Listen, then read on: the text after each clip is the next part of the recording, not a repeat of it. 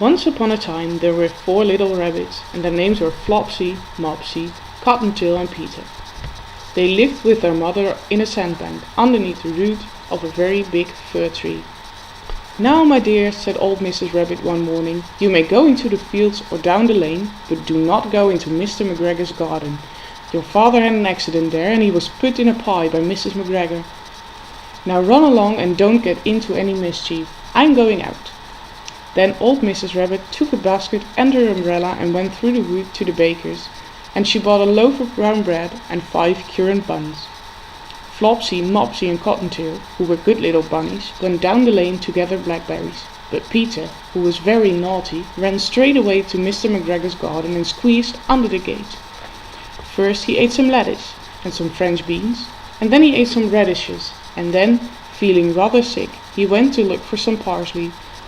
But round the end of a cucumber frame, whom should he meet but Mr. McGregor?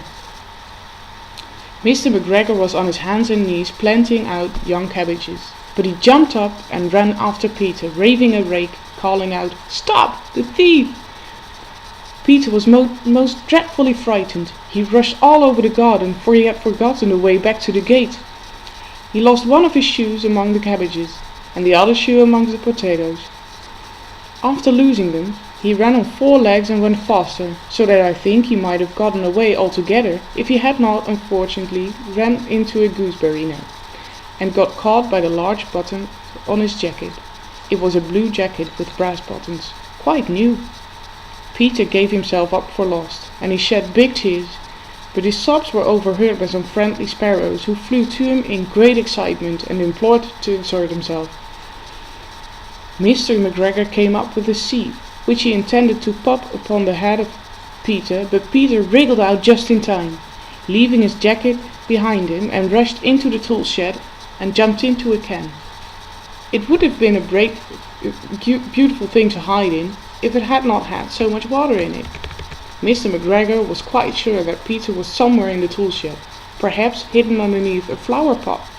He began to turn them over carefully, looking under each flower pot.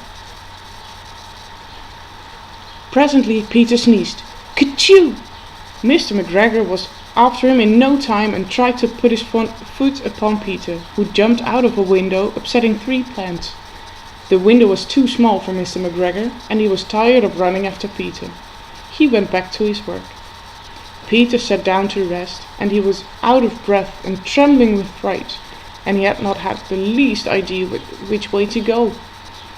Also, he was very damp with sitting in that can.